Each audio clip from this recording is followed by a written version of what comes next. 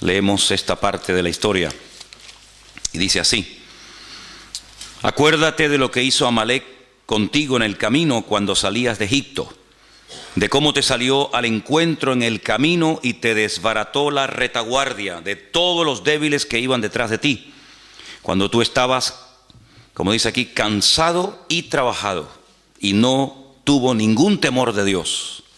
Por tanto, cuando el Señor tu Dios te dé descanso de todos tus enemigos alrededor, en la tierra que el Señor tu Dios te da por heredad para que la poseas, borrarás la memoria de Amalec de debajo del cielo. No lo olvides. Si ustedes echan un vistazo a las primeras hojas del material, ahí hay unas palabras que yo he puesto que tienen que ver con el estudio y con el lema de este congreso, desenmascarando al enemigo. Y vamos a leerlas porque creo que es bueno saber la definición de las palabras que estamos o vamos a utilizar durante estos días. La palabra desenmascarar tiene varios significados. Primero es quitar la máscara o el antifaz de alguien. Creo que eso está claro, ¿no? Descubrir la verdadera manera de ser de alguien, dando a conocer los verdaderos propósitos, objetivos o sentimientos que intenta esconder. Ya es un poquito más extensa y más profunda la definición de desenmascarar.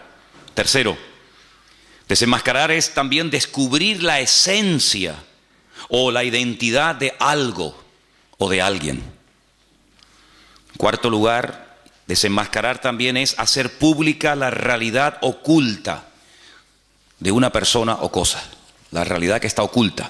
Sinónimos de la palabra desenmascarar, pues descubrir, destapar, revelar, mostrar, denunciar, etc. Hemos dicho que lo que queremos es desenmascarar al enemigo. Entonces por eso pienso que es bueno también leer la definición de la palabra enemigo. Enemigo es alguien que se opone a algo o a alguien o es contrario a ellos. Persona que tiene mala voluntad a otra y le desea o hace mal. Eso se considera un enemigo. En tercer lugar, el enemigo es el contrario en la guerra. Es contra quien se pelea, no contra el amigo. Cuarto lugar, enemigo es la persona o grupo que se opone a otro, sea por sus ideas, pensamientos o actividades o por cualquier otro motivo. Sinónimos de la palabra enemigo: adversario, que también aparece en la Biblia, contrario, rival, contrincante, oponente, no está mal escrita, es oponente, etc. Hemos leído la palabra retaguardia, hay que saber lo que estamos hablando. La retaguardia es la parte de un ejército o de una fuerza desplegada que avanza en la parte trasera o que se mantiene más alejada del enemigo. Retaguardia es también la zona más alejada del frente de toda zona ocupada por el enemigo. Sinónimos de retaguardia: detrás, posterior, cola, final, etc. Desbaratar significa deshacer o arruinar algo. Sinónimos de la palabra desbaratar: desordenar, dilapidar, desorganizar, desarreglar, etc. Vamos a tener en la mano o ahí al alcance la página que dice arriba Amalec y Amán. Esa es la primera que vamos a estar leyendo en esta mañana, ¿sí? Amalec y Amán. Partimos de la base que Amalec era un pueblo real que existía, que se había arraigado en la tierra de Canaán antes de que el pueblo de Israel viniera de la esclavitud de Egipto. Y Amalec, como vamos a ver en este día, fue el primer pueblo que se atrevió a atacar directamente al pueblo de Israel, pero utilizó una estrategia muy interesante y fue atacarle por la parte de atrás, por la retaguardia. No es el enemigo que se caracteriza por ir de frente, como podían ser otros enemigos de la Biblia, sino que es el enemigo que aprovecha la parte débil, a los cansados, a los enfermos, a los que no pueden ir al mismo ritmo de los demás. Esa es la forma como ataca Amalec, por la espalda, ¿no? Entonces vamos a leer algunas cositas que se dice aquí. Vamos a ir metiéndonos en el estudio de esta mañana. Amalec es esa nación que ha intentado destruir al pueblo de Israel a lo largo de su historia. En términos físicos, Amalek es una nación de individuos que odian a los judíos con un odio violento y mortal. Pero cualquier fenómeno físico tiene una raíz espiritual. Todo fenómeno físico no es más que una fuerza espiritual que se manifiesta en el mundo. Hemos dicho en más de una ocasión que lo natural en muchas ocasiones es un reflejo de lo espiritual. Cuando tú vas, por ejemplo, caminando y ves tu sombra en el suelo, la sombra no eres tú, la sombra es un reflejo de lo que tú realmente eres. Pero lo que vemos es la sombra, pero lo que vemos es un reflejo de lo que no se puede ver, ¿de acuerdo? Entonces, cuando ocurre algo en el mundo natural, el hombre que no tiene el Espíritu de Dios no puede interpretar, no puede leer, ni siquiera se percata de que detrás de ese fenómeno aparentemente normal, algo que ocurrió como producto de la casualidad o como una intervención de la naturaleza, pues él no sabe leer lo que está pasando, ¿no? Detrás de una situación, detrás de una guerra, o detrás de cualquier situación. Sin embargo, queremos insistir en esto. Para nosotros los creyentes, los acontecimientos aparentemente normales y naturales de la vida tienen una lectura diferente, una lectura, digamos, también de tipo espiritual, porque lo natural es un reflejo de lo espiritual. Entonces, el apóstol Pablo, que era conocedor de esta gran verdad que estamos diciendo en esta mañana, cuando él escribe la primera carta a los hermanos de la iglesia de Corinto, les dice que cuanta cosa ocurrió en el Antiguo Testamento, desde que salieron de la tierra de Egipto hasta que llegaron a la tierra prometida, dice, todo aquello fue una especie de sombra, todo aquello es un ejemplo natural de lo que está ocurriendo en el mundo espiritual y sobre todo en el tiempo en el cual vivimos nosotros hoy en día. Los enemigos naturales que tuvo que enfrentarse Israel, como los amalecitas, los amorreos, los jebuseos, etcétera, pues simplemente son un ejemplo, un botón de muestra objetivo, visible, de esos enemigos espirituales con los cuales tendría que enfrentarse el pueblo de Dios a lo largo de la historia. El faraón es un tipo de Satanás. Moisés es un tipo de Cristo, el personaje, el instrumento que el Señor utiliza para liberar, para sacar de la esclavitud al pueblo de Israel. La tierra prometida es un ejemplo de nuestra nueva vida en Cristo, de cómo podemos disfrutar de una libertad, cómo podemos servir y conocer al Señor, etcétera, etcétera. Así que todo lo que vamos a estar viendo acerca de Amalek, si bien es cierto que ocurrió realmente y hubo un pueblo que existía que se llamó Amalek, Amalek es el tipo. Hay dos figuras de dicción muy importantes en la Biblia, las iremos estudiando Dios mediante ahora en estas clases de hermenéutica que hemos comenzado. Y una es el tipo y otra es el antitipo. El tipo es lo que prefigura, lo que anticipa lo que va a suceder en el futuro. Y cuando tú ves el cumplimiento de ese tipo en la persona real o en el acontecimiento real, eso es el antitipo, ¿vale? Entonces, Amalek es un tipo de todos los enemigos que a lo largo de la historia se enfrentarían no solamente con el pueblo de Israel, sino con todos los creyentes en el Dios de Israel, ¿vale? Seguimos leyendo el párrafo número 2, así que quédate con esto. Todo fenómeno físico no es más que una fuerza espiritual que se manifiesta en el mundo. Amalek representa, por lo tanto, esa fuerza que desea destruir al pueblo de Dios y a su destino, su propósito. Ahora, ¿qué fuerza espiritual es la que representaba en su momento el pueblo de Israel? ¿Por qué tanto empeño en destruir a ese pueblo? Porque el pueblo de Israel tenía el deber de la presencia de Dios en el mundo. Era el único pueblo en aquel momento que existía monoteísta de la tierra, y Dios le dijo en cierta ocasión a ellos que ellos iban a ser sus testigos. Todos los pueblos que en aquel tiempo existían, todos absolutamente, salvo el pueblo de Israel, eran politeístas. Hay una lista enorme en la Biblia de dioses que se adoraban en aquel tiempo: Quemos, Milcón, Moloc, Baal, Astarot, Astarte y tantos, ¿va? El único pueblo que tenía la creencia en un único Dios, creador del cielo, de la tierra y de todo lo visible, era el pueblo de Israel. Por lo tanto, si a un enemigo se le ocurría, como el caso de Amalek, atacar y destruir al pueblo de Israel, automáticamente la tierra quedaría sin testimonio.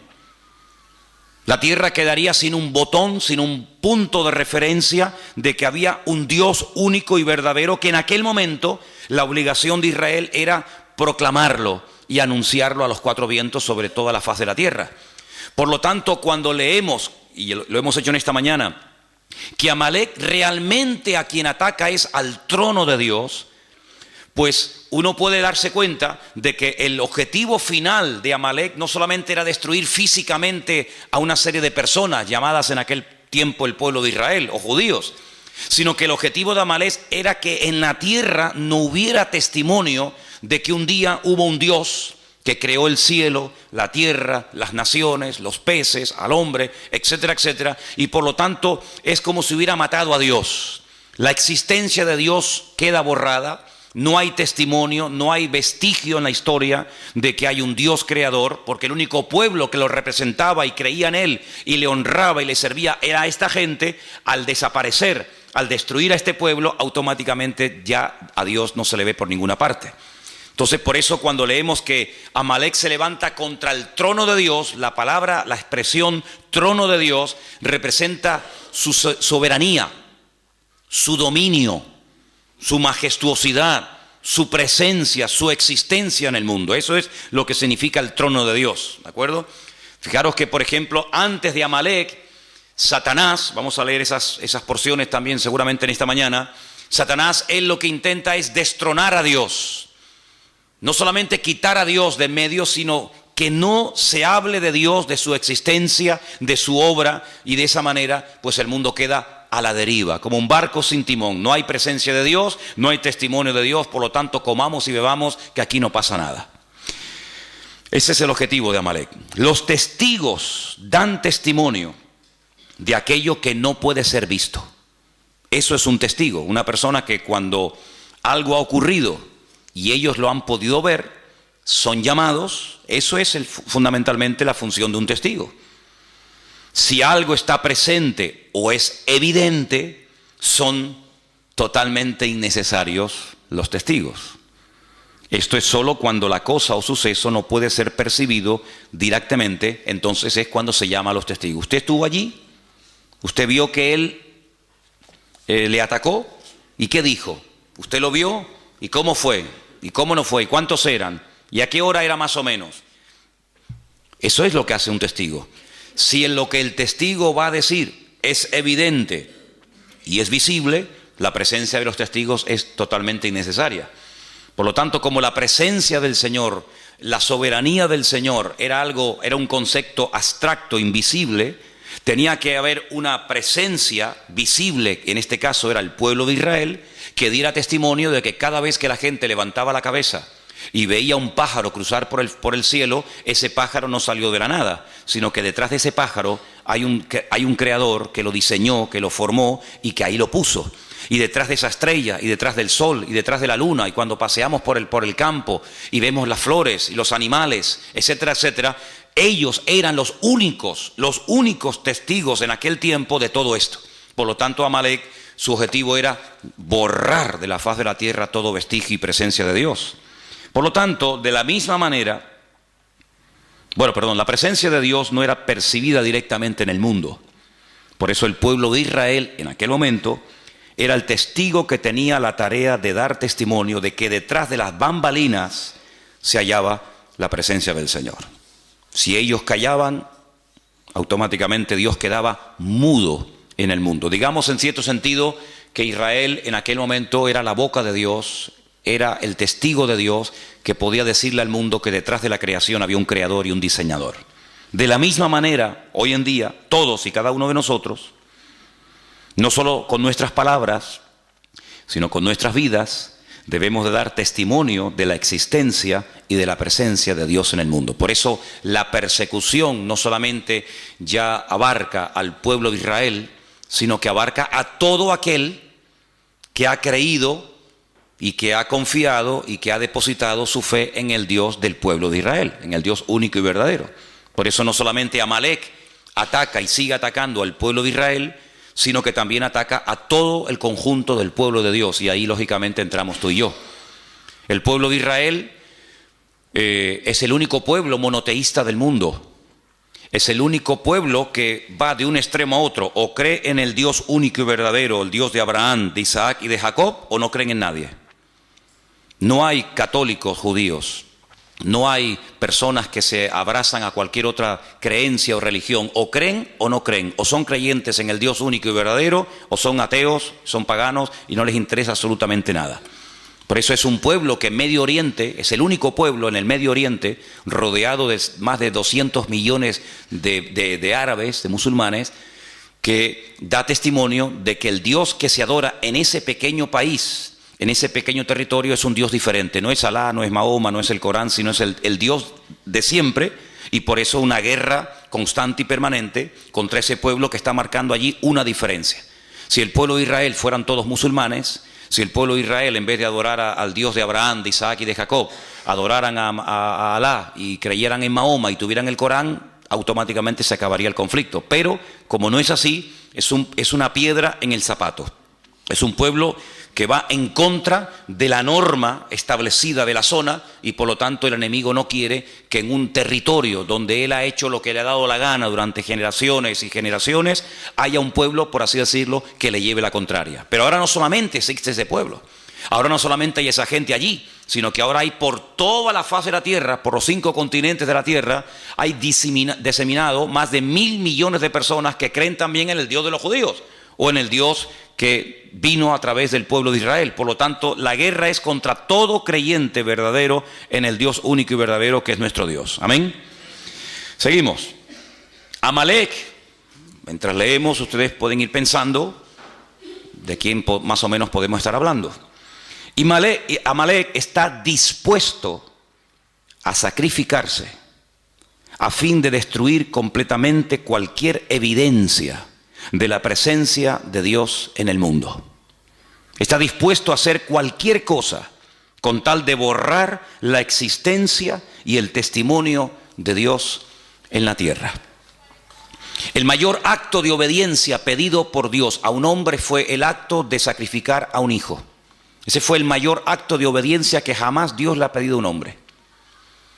Ya sé que hay otros casos, como por ejemplo el de Saúl, que también lo vamos a analizar, que era un acto de obediencia, de acatar la voluntad, la misión de Dios para su tiempo, pero nada que ver con el hecho de que Dios te pida que mates a tu hijo. Es mucho más fácil matar a un filisteo que matar a tu hijo. Es mucho más fácil construir un barco en medio de la nada, como hizo Noé, que matar a tu hijo. Es mucho más fácil hacerle la guerra a los enemigos y despropiarlos de todos sus tesoros y construir un templo a tu Dios que matar a tu propio hijo. Si el acto de obediencia más grande que jamás un hombre ha tenido que realizar es el caso de cuando Dios le pide a Abraham que sacrifique a su hijo. Por lo tanto, ellos saben perfectamente en esa cultura que el acto de obediencia más grande que un hombre estuvo dispuesto a hacer fue sacrificar a su propio hijo. En cierto sentido, un hijo es una proyección de uno mismo, ¿verdad? Como alguien dijo, ¿qué es un hijo? Es la proyección de tu yo. Tu yo se proyecta en tu hijo y el de tu hijo en su hijo, y así sucesivamente. Por lo tanto, en ese contexto religioso y espiritual, Amalek está dispuesto a sacrificarse a sí mismo, porque saben que es el mayor acto de obediencia y de sacrificio y de fervor religioso que un ser humano puede expresar a ese Dios. Ese es el espíritu de Amalek. Un espíritu que está dispuesto a ir más allá de lo lógico, de lo normal, del sentido común, ir en contra natura. Amalek le domina este espíritu de estar dispuesto incluso a inmolarse, de hacer lo que haga falta, con tal de que ese Dios en el cual ellos no creen y lo desprecian, sea totalmente aniquilado. Está dispuesto, como hemos dicho, al sacrificio, está dispuesto a sacrificar todo, absolutamente todo, con tal de alcanzar esa meta. Por ejemplo, si ustedes van a la ciudad de Jenin, a la ciudad de Ramallah, a la franja de Gaza y a otras poblaciones palestinas, las calles, las avenidas, los bulevares, los parques de esas ciudades tienen los nombres de todos aquellos, entre comillas, mártires que han dado su vida por la causa palestina. Es decir, cuando una persona va, por ejemplo, a Jerusalén o a cualquier otra ciudad de ese país y se inmola, o de cualquier otro país, el nombre de ese asesino el nombre de ese criminal, pues automáticamente recibe pues un reconocimiento en la ciudad de donde ha nacido. Se le pone en la calle el nombre del mártir fulanito de tal. Increíble. Entonces está dispuesto a sacrificar todo lo que tiene con tal de llegar a esa meta. Amalek es la distancia, ahora entramos en otro concepto, es la distancia entre lo físico y lo espiritual. En ese espacio, ese es el terreno donde él vive y se mueve como pez en el agua. Y está dispuesto a sacrificar su vida para defender ese espacio. Es como, por ejemplo, cuando un perro está en su territorio, salvo el mío, es capaz de hacer lo que haga falta con tal de defender su territorio. Por eso los machos marcan el terreno como diciendo, esto es mío, ¿vale? Satanás también tiene territorios marcados, señalados, donde él cree que ahí puede hacer lo que quiera y coloca a sus instrumentos, sea Amalek o sea quien sea, y está dispuesto a defender ese territorio a muerte. Por eso cuando el apóstol Pablo, y leeremos esta porción en el día de hoy, en Efesios capítulo 6, él habla de espíritus territoriales, no solamente de demonios que en un momento determinado individualmente pueden afectar o enfermar a personas o debilitarlas o incluso hasta matarlas, enajenarlas, como el caso también del endemoniado gadareno, sino que incluso marca territorios, marca zonas, ciudades, países, donde considera que él es el dueño, ¿verdad? El príncipe de la potestad del aire, principados, potestades, gobernadores de las tinieblas de este siglo, huestes espirituales de maldad, etcétera, etcétera. Entonces, en un sentido profundo, el significado de esta batalla entre Amalek y el pueblo de Dios es que ellos luchan contra Dios y contra su presencia en el mundo. Esta es la raíz de todas las batallas y de todas las guerras. Así de claro. Vamos a leer algunos versículos en esta mañana. Voy a pedir a algunos de ustedes que me ayuden. Por ejemplo, vamos a leer en 2 de Timoteo 4:7, 1 de Pedro 5:8. Entonces, leamos esos dos versículos antes de seguir adelante en esta mañana. Repito, 2 de Pedro 4:7, perdón, 2 de Timoteo 4:7 y también 1 de Pedro 5:8. ¿Quién tiene Timoteo? ¿Sí? Vamos. He peleado la buena batalla, he acabado la carrera, he guardado la fe. Pablo es el autor bíblico que más términos militares utiliza en sus cartas. Casco, espada, yelmo, guerra, soldados y cantidad de términos típica y puramente militares. Habla de guerras, habla de batallas, habla de enemigos. Y es que Pablo tenía una percepción del mundo espiritual muy clara, muy clara. Y por eso él dice al final de su carrera, al final de su ministerio, que él lo que realmente ha hecho a lo largo de su existencia es pelear la buena batalla. Si él no ha estado de rositas, él no ha estado de vacaciones, él no ha estado pegándose la gran vida, sino que él ha sido un guerrero. Él llegó incluso a decir, yo traigo en mi propio cuerpo, físicamente hablando, marcas de las pedradas, del martirio, de los zarpazos de los leones, de lanzas, en fin, de tantas y tantas cosas. Porque Pablo compara la batalla espiritual del creyente con una auténtica guerra. Y el campo de batalla nuestro hoy en día es el mundo. Y por eso el apóstol Pablo, cuando describe la realidad de la vida cristiana, la describe como una persona que está continuamente en guerra, como un soldado, y por eso utiliza los términos que acabo de mencionar, ¿no? El apóstol Pedro habla acerca de que tenemos todos un enemigo en común. Y ese enemigo lo compara a un animal. ¿Quién tiene, por favor, según 1 de Pedro 5:8, Sonia?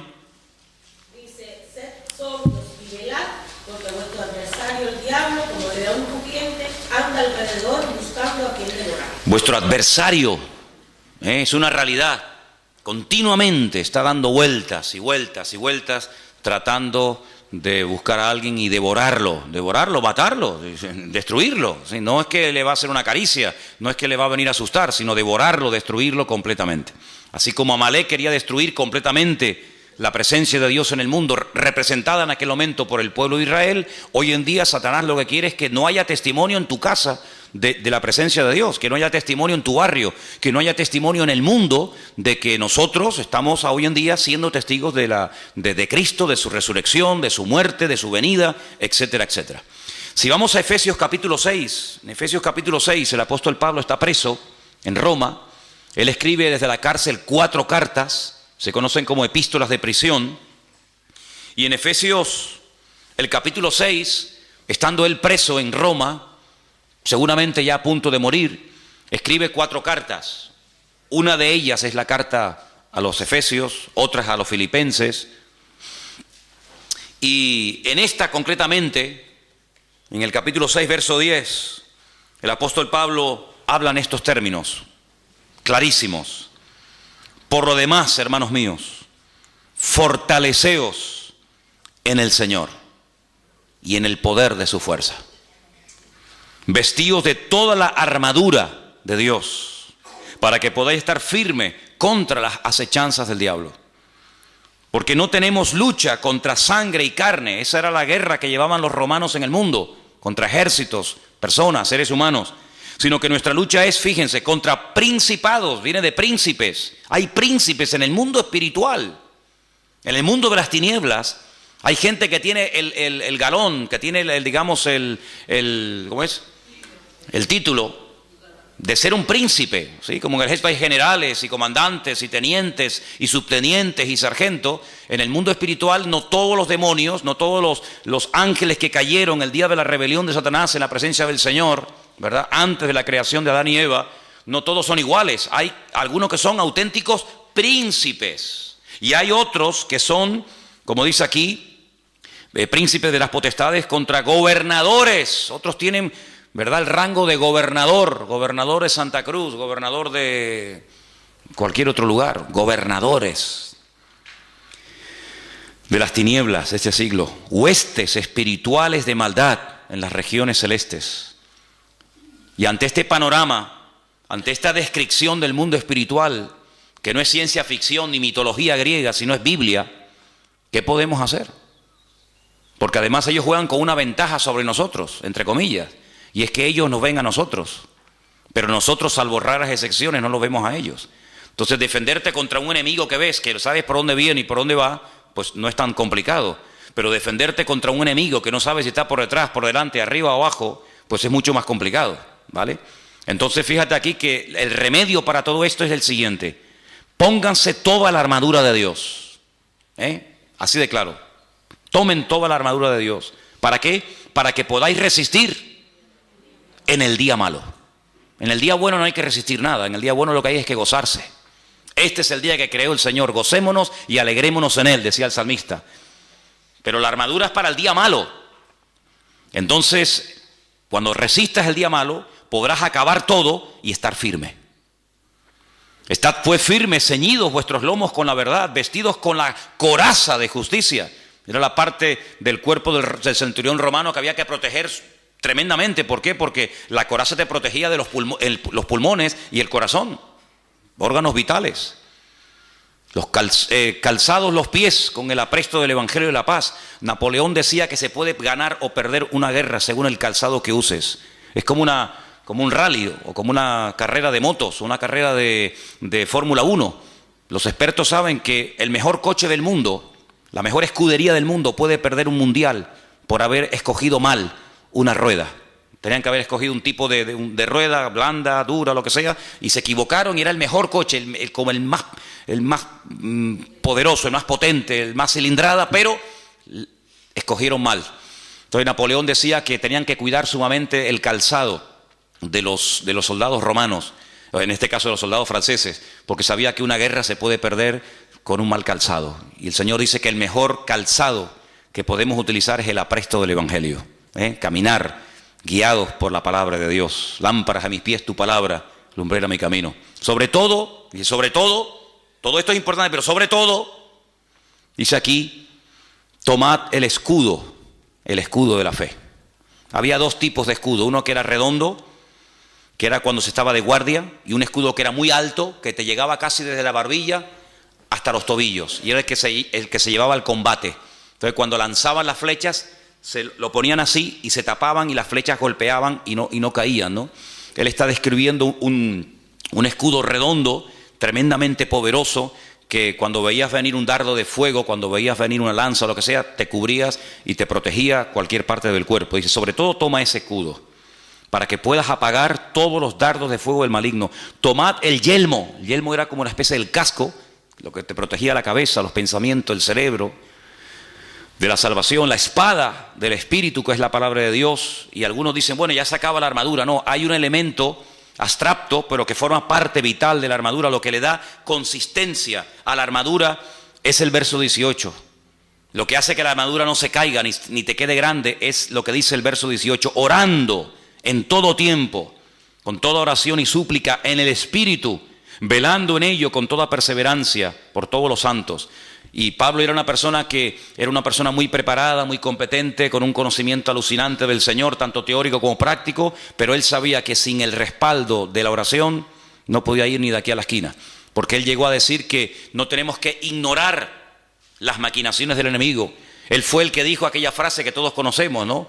Que Satanás es capaz de incluso hasta de disfrazarse y te hace creer que te estás entrevistando o te está trayendo un mensaje, un ángel de luz, un ángel del Señor, y resulta que te está hablando un demonio, ni te enteras. Entonces Pablo dice, hay que orar para que el Señor nos dé discernimiento y para que no nos dejemos seducir ni arrastrar por sus mentiras y por sus engaños, ¿verdad? Así que toda esta guerra espiritual que Pablo describe la podemos ver en lo físico y lo podemos ver en lo natural, sobre todo en este enemigo terrible que es el pueblo de Amalek. Sigamos leyendo la segunda página. Dice que Amalek significa tinieblas y el florecimiento del mal. Ahí es donde Amalek se mueve como pez en el agua, en la oscuridad, en la ignorancia, en las tinieblas. El fin de Amalek significa la destrucción del abismo, del distanciamiento entre Dios y el mundo, pero también la restauración de la cercanía que revela la presencia y la obra de Dios por medio de Cristo en el mundo. Mientras estemos en esta vida, estaremos en guerra. Mientras estemos vivos, tenemos que estar velando y orando, como se decía en esta mañana, porque no estamos aquí de paseo, sino estamos aquí para dar testimonio, estamos aquí para hacer luz, para marcar una diferencia, y Satanás va a hacer todo lo posible por evitar que nosotros cumplamos con nuestro objetivo. Ahora, volvamos a la porción de Éxodo en esta mañana, porque una de las cosas que tenemos que tener presente en nuestra vida cuando estudiamos un pasaje es ver de dónde viene esa historia, cuáles son los capítulos anteriores. Y vamos, por ejemplo, estamos en Éxodo, ¿verdad? Vamos al capítulo 15. En Éxodo capítulo 15, ustedes se van a dar cuenta de que uno de los problemas que generalmente, de vez en cuando, Israel tenía era falta de agua. Ellos estaban en pleno desierto. El agua en el desierto es oro. Por lo tanto, cuando faltaba el agua, el problema era terrible. El estado de ánimo de la gente cambiaba. La gente era diferente cuando había agua que cuando no había agua. La murmuración ni aparecía en el campamento mientras las necesidades materiales, sobre todo de agua, estaban cubiertas. En el momento en el que faltaba agua, o en el momento en el que faltaba comida, en el momento en el que lo material faltaba, automáticamente la espiritualidad del pueblo pegaba un bajón, surgía la carnalidad, y aquella gente que hace 2 días estaban alabando a Dios después de cruzar un mar y profetizando y glorificando al Señor, se olvidaban de todo aquello simplemente, digo simplemente entre comillas, cuando faltaba el agua. Por eso ustedes van a darse cuenta de lo valorado, del valor tan grande que tenía el tema del agua. La mayoría de los salmos donde aparece la palabra agua se escribieron en el desierto. Por ejemplo, el número 1, bienaventurado el varón que no anduvo en consejo de malos, y habla de cómo será como un árbol plantado junto a corriente de agua. Mi alma tiene sed del Dios vivo, y tantos salmos que hablan del agua. Era un elemento tremendamente valorado. Bueno, pues en el capítulo 15, del versículo 22 al versículo 27, encontramos una parada de las tantas que hizo el pueblo de Israel antes de llegar a la tierra prometida. Encontramos una parada donde encontraron agua. Sí, había agua, pero no se podía beber. Entonces, ¿para qué la queremos? Ellos se pararon en un lugar que en hebreo se llama Mará. Mará significa amargura. Vamos a leer el pasaje para que nos demos cuenta qué cosa tan interesante ocurrió aquí. Moisés hizo Moisés que partiese Israel del Mar Rojo. Salieron al desierto de Shur, anduvieron 3 días por el desierto sin hallar agua. Llegaron a Mará y no pudieron beber las aguas de Mará porque eran amargas. Por eso le pusieron el nombre Mará, o Mara, amarga. Entonces, ¿qué ocurre? Ese pueblo que salió cantando, danzando y profetizando del Mar Rojo, comienza a murmurar contra Moisés y le dice: ¿qué hemos de beber? Moisés clamó al Señor y el Señor le mostró un árbol, lo echó en las aguas y las aguas se endulzaron, y allí le dio estatutos y ordenanzas y allí los probó. Eso es lo importante. Esto es una prueba. Yo quiero ver cómo reacciona el pueblo ante la primera. Esta es la primera dificultad con la que se encuentra Israel cuando sale de Egipto. Vendrían otras, pero esta es la primera. Habéis visto la gloria mía en Egipto, habéis visto cómo el faraón murió, habéis visto cómo el ejército del faraón fue destruido, habéis visto el Mar Rojo abierto. A ver ahora cómo reaccionan, porque ya sé cómo reaccionan en la alegría. Ahora en la adversidad, a ver cómo reaccionan. Pues como se esperaba, ¿no? Con murmuración. Y dijo: si oyeres atentamente la voz del Señor tu Dios, e hicieres lo recto delante de sus ojos, y dieres oído a tus mandamientos, y guardares sus mandamientos, sus estatutos, ninguna enfermedad de las que envié a los egipcios te enviaré a ti, porque yo soy el Señor tu sanador. Llegaron a Elim, donde dice que había 12 fuentes y 70 palmeras, y acamparon allí junto a las aguas. Si los lleva a Mará, no pueden beber el agua, es amarga. El Señor les muestra un árbol que es tipo de Cristo, de cómo endulza la vida, de cómo endulza las aguas. Allí los prueba, le da estatutos, le da leyes y dice: ok, ya veo cómo reaccionan cuando no tienen agua. Vamos a otra parada. Los lleva a Elim, y en Elim dice que había, hasta el día de hoy, en Elim siguen habiendo las palmeras que menciona aquí, 70 palmeras y 12 fuentes de aguas. Dice la Biblia que Moisés llegó a tener 70 ancianos. Una palmera para cada anciano. Si debajo de cada palmera, y no solamente se refiere a una palmera en singular, sino a un grupo de palmeras, ¿verdad? Para cada anciano. Y 12 fuentes de agua, para que cada tribu tenga su propia agua y no tenga que depender de este ni el otro del otro, sino que cada uno tenga su propia fuente de agua. Y es interesante notar, si me pueden acercar un segundito la pizarra para ponerla aquí. Miren, dice que allí el Señor les da una promesa tremenda.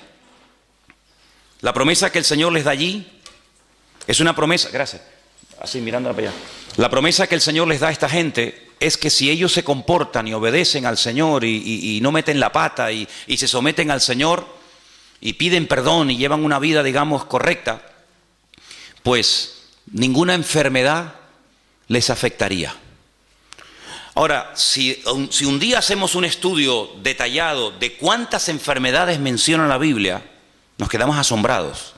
Porque incluso en los tiempos en los que el Señor le dio la palabra al pueblo de Israel, había enfermedades que no existían. Pero ellos podían activar una serie de enfermedades que no existían. Les dijo: si ustedes me obedecen, si ustedes se someten a mi palabra, si ustedes viven en sometimiento a mi palabra, a mis estatutos y a mis leyes, ninguna enfermedad de las que mandé a los egipcios se la mandaría a ustedes. Pero si ustedes no me obedecen, y comienza a mencionar enfermedades que hasta ese momento ni existían en el mundo. Luego, el tema del perdón, el tema de vivir cerca del Señor es muy interesante. Por ejemplo, tú tienes buena letra, ¿no, Daniel? Pon ahí, pon la palabra Mejilá. Apunten ahí si quieren esto. La palabra Mejilá, con J. La palabra Mejilá significa perdón, en hebreo, perdón. Eso es. Y una palabra que él va a poner abajo, que es la palabra Majalé, significa enfermedad. Mejilá, perdón. Majalé, enfermedad.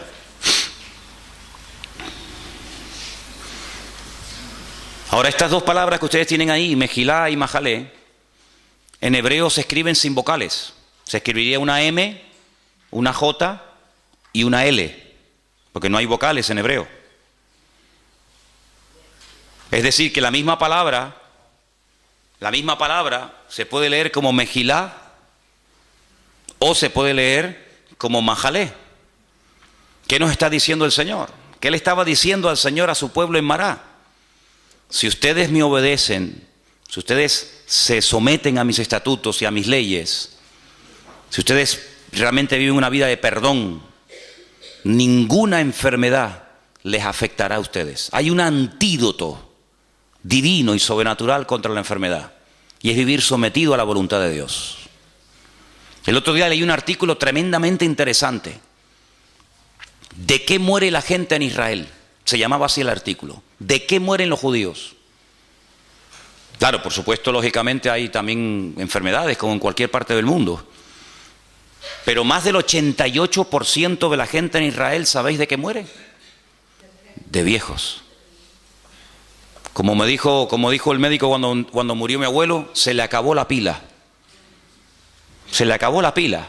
Tenía una pila alcalina alucinante, ¿no? Se le acabó la pila. Es decir, que hay enfermedades que están relacionadas muy directamente con la actitud espiritual con la que tú vives.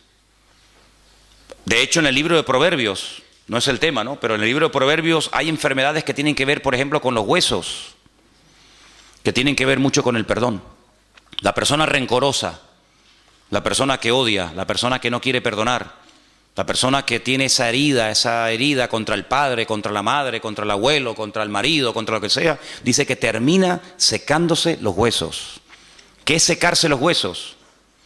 Que los huesos pierden su función, que terminas oxidándote, porque la enfermedad está directamente relacionada, no en todos los casos, pero en muchos casos la enfermedad está directamente relacionada con el perdón y el perdón con la enfermedad. Donde hay perdón, hay una salud emocional que afecta positivamente tu salud física, y por el contrario exactamente igual. Entonces allí el Señor les dijo al pueblo, mira, ninguna enfermedad les afectará, pero allí el Señor se declara, se da a conocer como Yahweh Rafá, dice aquí como Jehová tu sanador. Pero si no me va a afectar ninguna enfermedad, ¿para qué quiero tener un sanador? Porque si no voy a estar nunca enfermo, ¿para qué quiero tener un Dios que me sana? Porque yo sé que ustedes no me van a obedecer. Y como sé que no me van a obedecer, te digo de antemano que cuando te enfermes, cuenta conmigo que yo te sano. ¿Qué te parece? Podía haber dicho, ninguna enfermedad de las de Egipto les va a afectar a ustedes. Punto, ahí se acaba el pasaje. Pero añade, porque yo soy el Señor tu sanador. Pero si no estoy enfermo, ¿para qué quiero que me sane? Es que yo sé que tú te vas a caer en enfermedad, porque vas a hacer todo lo contrario a lo que yo te estoy enseñando en este lugar. Nuestra vida delante del Señor tiene un valor incalculable. El Señor dio su vida por todos y por cada uno de nosotros. El Señor está muy en serio, se ha tomado muy en serio, sinceramente, nuestras vidas. De hecho, hasta el día de hoy yo creo que no tenemos ninguna queja, no hay ninguna objeción, no hay nada que podamos decir, mira, el Señor me ha fallado en esto y en esto. El Señor no nos ha fallado absolutamente en nada, ¿no? Pero si hay algo en tu vida que no está bien, algún pecado oculto, alguna actitud que no es bíblica, que no es correcta delante de Dios, y termina este retiro, y mañana domingo no, porque hay culto, pero el lunes de la semana que viene, vuelves otra vez a los mismos hábitos, a la misma historia, pues es como si hubieras perdido tiempo. Yo creo que hemos hecho un alto en el camino, mientras el mundo está ahí con sus desmadres y con sus historias y con sus rollos. Nosotros hemos decidido un poco separarnos, aislarnos, venirnos a este lugar y no solamente escuchar palabras, no solamente tomar apuntes y cantar y estar un rato entretenidos, sino que la idea un poco ha sido y es el aislarnos de todo ese ambiente y plantearnos delante del Señor. Le voy a dar importancia a lo que el Señor le da importancia en mi vida. Hemos hablado mucho acerca de Amalek, de cómo ataca, de cómo se mueve, de cómo podemos en un momento determinado abrir una brecha, de abrir una puerta para que el enemigo tome el lugar. Y todo eso, hermanos, todo eso tiene que producir un efecto en nuestra vida, ¿no? El otro día leí una historia o una anécdota que decía que si tenemos, por ejemplo, un pedazo de barro, de plastilina o de algo en lo cual se puede hacer una marca y cogemos un anillo y y hacemos una marca, efectivamente el anillo deja una marca en esa plastilina o en esa arcilla, pero no lo cambia, no lo transforma, no deja la esencia del anillo en ese material. Y lo que no puede ser es que en nuestra vida el Señor venga, nos hable, nos confronte, nos exhorte, nos enseñe, nos empuje, etcétera, pero que después volvamos otra vez a lo mismo, ¿no? Yo pienso que sería una pérdida de tiempo y una auténtica desgracia el hecho de saber lo que el Señor quiere de mi vida y no hacerlo, ¿no? Y bueno, en estos días los que hemos estado hablando mucho acerca de un personaje llamado Amalek, que como hemos dicho ya en más de una ocasión en estos días, fue un personaje real. Era una tribu, digamos, de salvajes que vivían en la parte sur de Israel, ya lindando con la parte del desierto, llegando casi a la península del Sinaí. Y fue el primer enemigo, el primer pueblo que sin previo aviso y sin ser atacado previamente, él ataca al pueblo de Israel que viene de una esclavitud de muchos siglos, casi 4 siglos, y desarrolla una estrategia diferente, porque generalmente los ejércitos en aquella época luchaban cuerpo a cuerpo, se veían las caras. Sin embargo, Amalek tiene la osadía, dice que no tuvo temor de Dios. Es una expresión típica de cuando tratamos el tema de Amalek, dice que no tuvo temor de Dios. Ellos sabían quién era esa gente, ellos sabían de dónde habían venido, ellos habían oído los milagros impresionantes, únicos e irrepetibles que Dios había hecho por ese pueblo. Y dice que al no tener ningún temor de Dios, no tener en consideración lo que Dios había hecho por ellos, ya te digo, sin previo aviso hacen así y les atacamos, ¿no? Pero son tan cobardes en su ataque que dice que no van de frente, sino que le atacan por la retaguardia. Es decir, le atacan por la parte de atrás y desbaratan la retaguardia, y dice que en la parte de atrás, dice la Escritura, que iban los cansados, los débiles, las personas que no podían ir al ritmo de los que iban en cabeza. Y entonces, cuando se dieron cuenta, Amalek se había introducido dentro del pueblo y decían, pero ¿dónde está el enemigo? Si no lo vemos, ¿no? Está detrás, ahí está matando a mujeres y a niños y a los pobrecitos que no tienen fuerza, ¿no? Y dijimos que Amalek en cierto sentido, pues representa un tipo de estrategia diabólica, un tipo de estrategia satánica que consiste en muchas cosas, ¿no? Hemos visto que en el libro del Génesis, aunque uno diga, no me digas, bueno, pues en el libro del Génesis, sabiendo buscar entre las páginas en su texto original, vemos que aparece uno de los nombres de los personajes que también se ha hablado en estos días aquí, y es el de Amán, el famoso Amán, el terrible Amán, el que aparece en el libro de Esther, ¿verdad? Aquel que odiaba a Mardoqueo, a Mordejai, y preparó una horca para matar, según él, a su peor enemigo, y resulta que él no sabía que estaba preparando su propia horca, ¿no? Las vueltas que da la vida.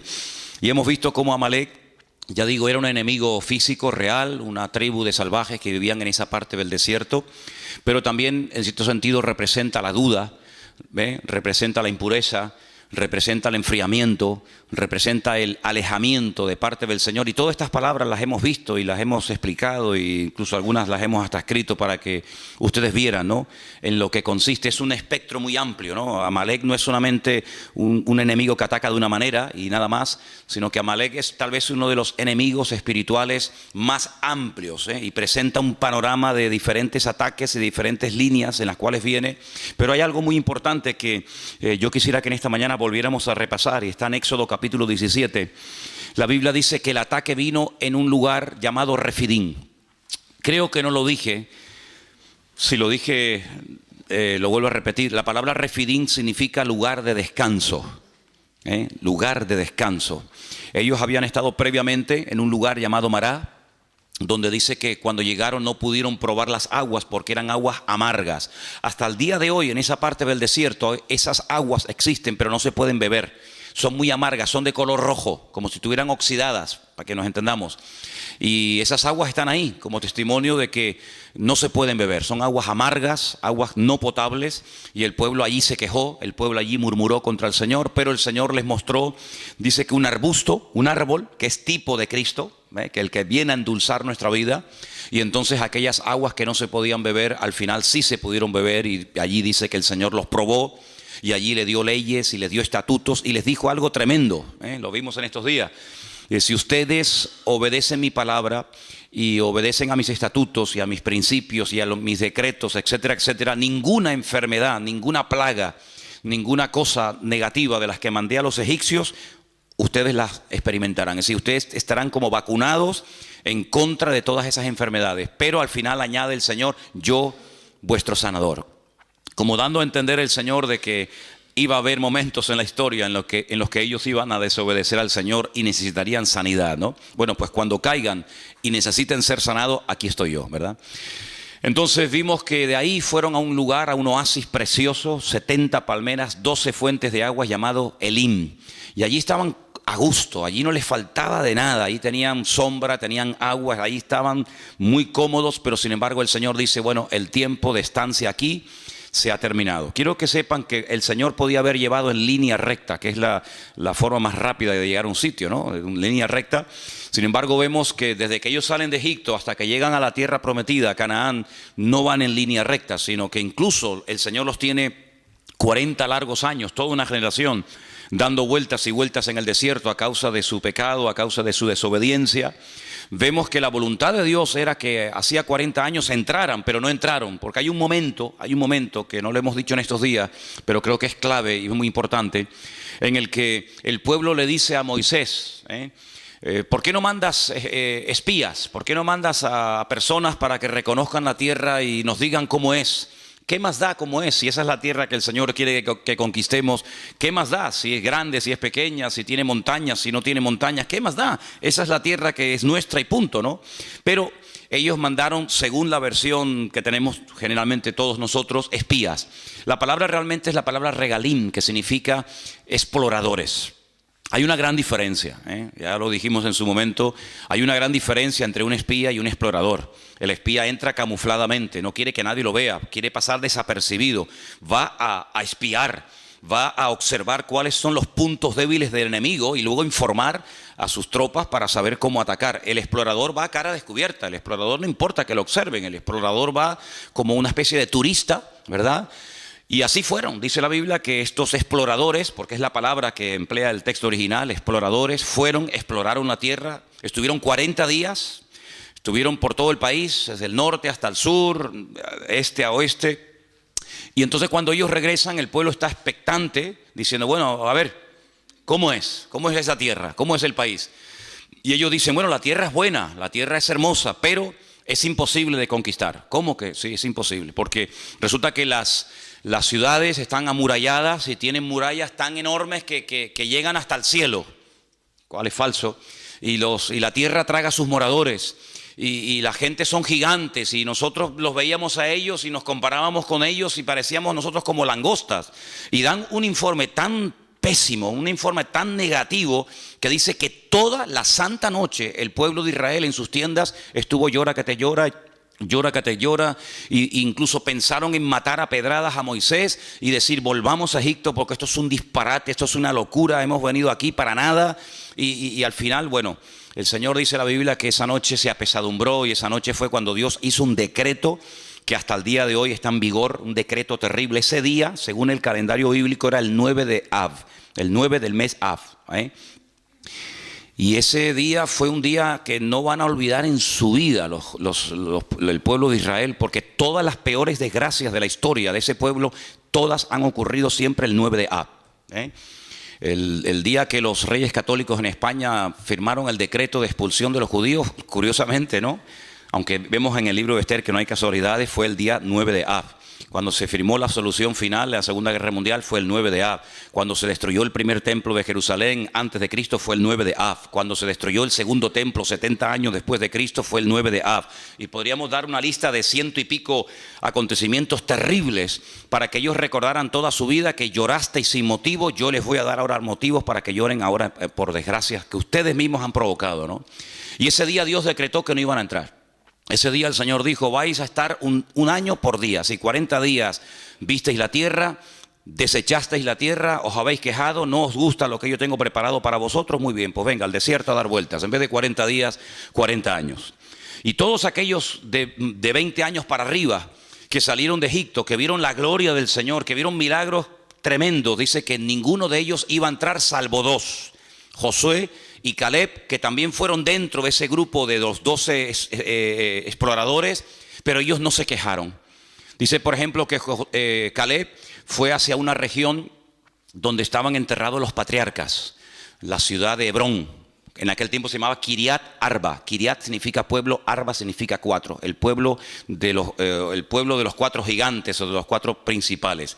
Y es que en aquel lugar hay una cueva que compró Abraham en su día y se llama la famosa cueva de Macpela. Macpela significa la cueva de las parejas, ¿eh? Está en la ciudad de Hebrón. Allí está enterrado Abraham con su esposa Sara. Allí está enterrado Isaac con su esposa Rebeca, y ahí está enterrado también Jacob con su esposa con su esposa Lea. Raquel no, porque murió por el camino y no está allí enterrada. Y hay una tradición judía que dice que también allí está enterrado Adán y Eva. Pero bueno, eso ya es harina de otro costal. La cuestión está en que cuando Caleb vuelve al pueblo, dice efectivamente, las murallas son muy altas, pero eso no es una mala señal. Si todo es como se mire. Alguien dijo, el vaso está medio lleno o medio vacío. ¿Sabéis por qué las ciudades están tan amuralladas? Porque nos tienen miedo. Porque si no nos tuviera miedo, vivirían sin murallas, vivirían sin protección, vivirían sin torres de vigilancia. Pero como nos tienen miedo, han construido enormes murallas porque nos tienen miedo. Así que no se lo tomen por lo negativo, sino tómense lo positivo, ¿vale? El hecho de que ellos parezcan gigantes no es verdad, no es que sean gigantes, sino que tú, al tener una declaración de fe tan pobre y tan miserable, te ves con una bajoestima tan terrible que le das al enemigo una fuerza que no tiene. Y vemos que, por ejemplo, allí en Refidín fue donde fueron atacados porque la forma de hablar como que le dio alas, como que le dio pie al enemigo. Ahí fue allí cuando el Señor suple el agua de una forma milagrosa, pero hay un momento en el que ellos dicen, ¿pero Dios está o no está con nosotros? Si ustedes pueden, por ejemplo, leer en el capítulo 17 de Éxodo, versículo 7, dice, ¿está Dios o no está Dios con nosotros?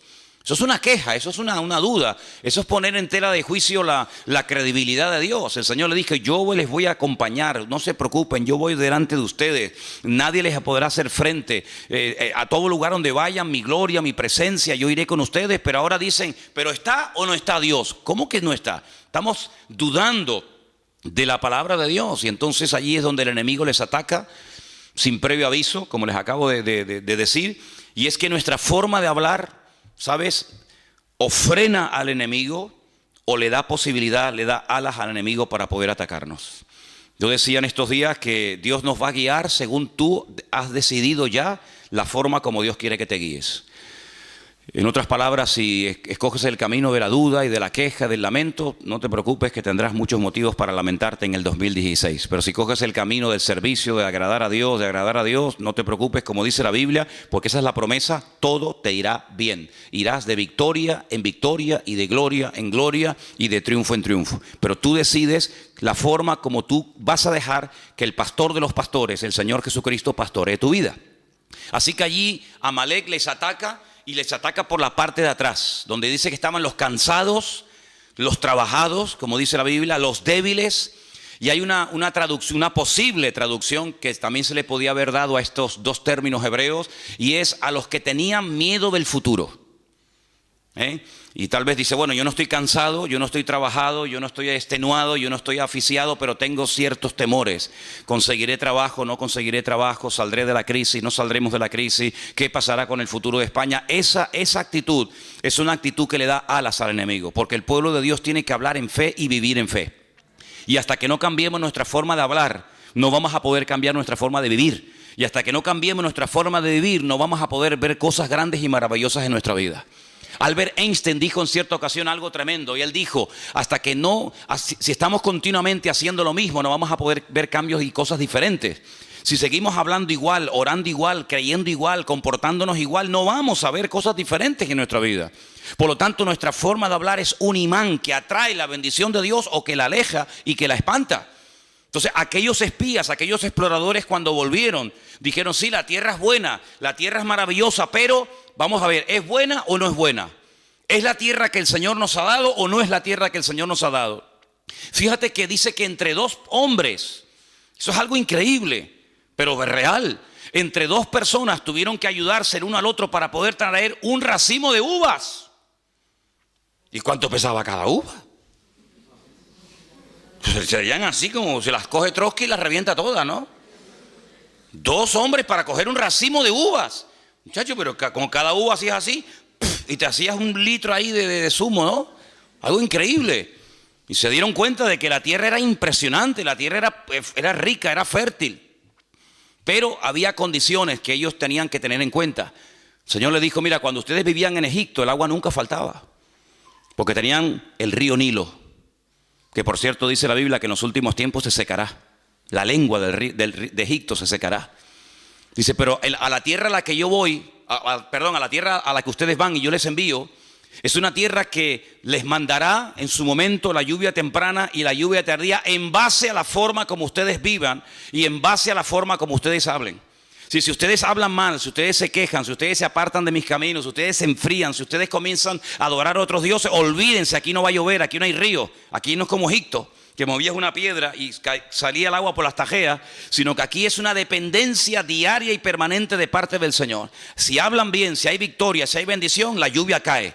Pero si ustedes, por la forma de hablar, pueden llegar a cerrar el cielo, y dice la Biblia, el cielo se volverá como si fuera de bronce.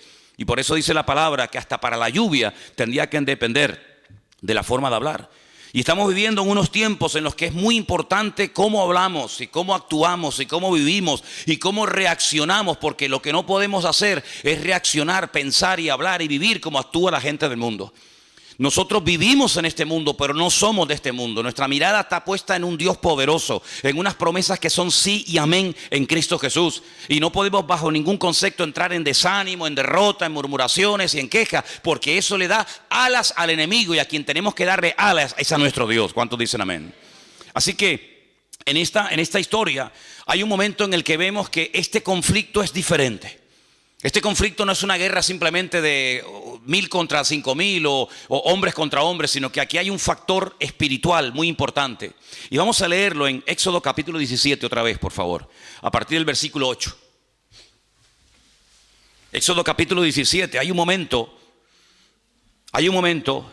en el que Moisés dice, mira, yo voy a subir al monte a orar, y tú tienes que salir a pelear contra este enemigo en lo natural, y yo pelearé contra las fuerzas que lo ungen y que lo respaldan y lo apoyan en lo espiritual. Y dice la palabra que suba a lo alto de un monte. Vamos a leerlo. Entonces vino Amalek y peleó contra Israel en Refidim, versículo 8. Y dijo Moisés a Josué, escógenos varones y sal a pelear contra Amalek mañana, porque yo estaré sobre la cumbre del collado y la vara de Dios en mi mano. Hizo Josué como le dijo Moisés, peleando contra Amalek, y Moisés y Aarón y Hur subieron a la cumbre del collado. Y sucedía que cuando alzaba Moisés su mano, Israel prevalecía. Mas cuando él bajaba su mano, prevalecía Amalek. Las manos de Moisés, lógicamente, se cansaron, por lo que tomaron una piedra, la pusieron debajo de él, él se sentó sobre ella, y Aarón y Hur sostenían sus manos, el uno a un lado y el otro a otro. Y así hubo en sus manos, dice aquí, firmeza. El texto original dice, hubo emuná, hubo fe. Hasta que se puso el sol. Dije el otro día que gracias a estos dos hombres, Aarón, que es muy conocido porque es el hermano carnal de Moisés, y gracias a Hur, Moisés tuvo firmeza, Moisés tuvo la capacidad, la constancia de poder tener sus manos levantadas por encima de su cabeza y ver una aplastante victoria sobre el enemigo. Pero ¿quién era este Hur? No lo dijimos, pero vamos a decirlo ahora. Hay varios versículos que quería compartir con ustedes. Seguimos en Éxodo, capítulo 24, verso 14. Éxodo 24, 14. No sé si hay algún hermano que por ahí tenga su Biblia a mano y lo quiera leer. Y también que otra persona tenga preparado el 31, versículo 2. Repito, Éxodo 24, 14. Y otra persona, Éxodo 31, 2. ¿Quién tiene el Éxodo 24?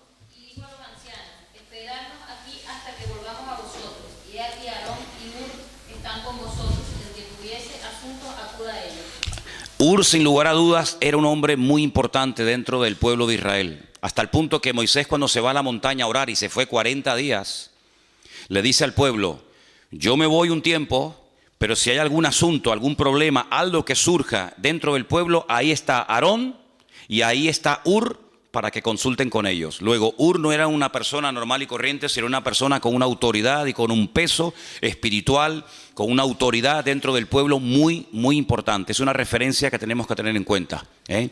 El segundo texto está en Éxodo 31:2 y ahí nos da un poquito más de información sobre este personaje llamado Hur. ¿Quién lo tiene? Mira, yo he llamado por nombre a Besaleel, hijo de Uri, hijo de Hur, de la tribu de Judá. Ok, este hombre era de la tribu de Judá y el nieto de Hur fue la persona que el Señor capacitó y usó para la construcción y el diseño del tabernáculo en el tiempo en el que el pueblo de Israel estaba peregrinando. Hay algunos comentarios que dicen, y la mayoría de ellos afirman que es así, que Hur era el esposo de Miriam o de María. Saben que eran 3 hermanos: Moisés, Aarón y Miriam o María, y el marido de María atribuyen que sea Hur, ¿vale? Hay otro texto más y está en Primera de Crónicas 2, 18 y 19, y es el último texto referente a Hur que vamos a leer. Primera de Crónicas 2, 18 y 19. ¿Los están poniendo ahí? Qué bueno. Es que no tengo ojo por la espalda de momento. A ver, ¿quién los tiene, por favor? O si lo queréis leer ahí directamente, ¿eh? Leerlo todos, ahí lo tenéis.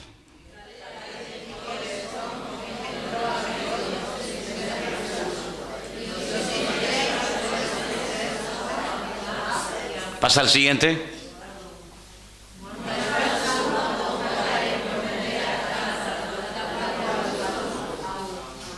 Ok, hay 2 Caleb, hay 2 personajes en la Biblia que tienen el mismo nombre. Caleb, aquel que conquistó con Josué parte de la tierra prometida, ese no es el Caleb padre de Hur. Y otro Caleb que es el famoso padre de Hur. Es decir, esta persona era una persona con influencia, era una persona con autoridad, era una persona con peso. Y esta persona, junto con el hermano de Moisés, suben a lo alto de esa montaña y le sostienen las manos mientras Moisés se sienta y está orando. Sí, aquí vemos cómo aprendieron a trabajar en equipo, cómo aprendieron a colaborar. Ese famoso salmo que se dice tantas y tantas veces: mirad cuán bueno y cuán delicioso es, ¿qué? Habitar los hermanos juntos en armonía, ¿eh? ¿En qué se basa? ¿A qué hermano se refiere? Nosotros lo apropiamos para nosotros, ¿no? Y decimos, bueno, cuando estamos los hermanos juntos en armonía, y bueno, está bien, no es que estemos cometiendo una barbaridad, pero realmente se refiere a la hermosa compenetración y al trabajo en equipo que hubo siempre entre Aarón y entre Moisés. De hecho, en ese salmo que acabamos de citar ahora un poquito, el Salmo 133, se menciona al final del salmo, se menciona Aarón, dice, es como el óleo sobre la barba de Aarón que desciende sobre el borde de sus vestiduras, ¿verdad? Y allí bien. Entonces, Aarón supo ocupar su lugar, Moisés supo ocupar su lugar, María supo ocupar su lugar, y mientras Aarón funcionó en el terreno que Dios le puso, que era de sumo sacerdote, mientras Moisés hacía la función de vocero o profeta de Dios, y mientras su hermana María, que dice que era profetisa, era una mujer que llevaba la alabanza en el pueblo de Israel, todo funcionaba a la perfección. En el momento en el que Aarón, porque generalmente Moisés no cometió ese error, pero en el momento en el que Aarón o María salían de su terreno y se querían ocupar de otras cuestiones, automáticamente habían problemas. Por ejemplo, la Biblia nos enseña que María en una ocasión dijo: ¿y por qué cuando Dios quiere hablar al pueblo, por qué siempre tiene que utilizar a mi hermano y no me usa a mí? Y en ese momento quedó automáticamente leprosa. Y dice la Biblia que la tuvieron que echar del campamento, porque la lepra es una enfermedad contagiosa que se pega. Y entonces la tuvieron que echar del campamento. Fíjate simplemente ese comentario. ¿Por qué cuando el Señor quiere transmitir una palabra, un mandamiento, una exhortación, por qué siempre habla a través de mi hermano y no me usa a mí? Bueno, pues porque a ti el Señor te está usando en otra cosa y a tu hermano en otra cosa, y no es para competir, sino es para complementarse. Y cuando tú no estás contenta con el don y con el ministerio y con el llamado y con el sitio donde Dios te ha puesto, estás abriendo la puerta, en este caso, a una tremenda enfermedad. Por eso en estos días, bueno, esto que has dicho de las enfermedades, de los distintos miembros del cuerpo, bueno, yo dije que hay enfermedades, como dice por ejemplo Proverbios, que trae dolencias a los huesos, pero muchas enfermedades de la piel, muchas enfermedades cutáneas, cuando tú vas a los libros del Antiguo Testamento, son producidas por una incorrecta forma de hablar. ¿Vale? Entonces vimos cómo la palabra perdón y la palabra enfermedad en hebreo es la misma, aunque se pronuncia un poquito diferente, porque hay una relación entre algunas enfermedades y una falta de perdón o una mala actitud o una forma incorrecta de hablar, ¿verdad? Cuando Aarón no está contento con su posición como sumo sacerdote y en vez de él ejercer su función le da demasiado libertinaje y demasiada rienda suelta a sus hijos, se produce un caos y un desastre en el campamento, hasta el punto que la Biblia dice que se tiene que abrir la tierra y tragar y murieron sus hijos, y el Señor le dijo: y dile a Aarón que no llore por la muerte de sus hijos, y le prohíbo ir al funeral y al entierro de sus hijos. Y es una cosa tremenda, porque cuanto más arriba uno sube, cuanto más autoridad y cuanto más peso espiritual tiene una persona sirviendo al Señor, lógicamente más serán las exigencias que el Señor le pide de ellos. Yo siempre he dicho, no es lo mismo, y lo digo esto de verdad con todo respeto, no es lo mismo que usted venga a la iglesia y se siente y se vaya y no pasa nada.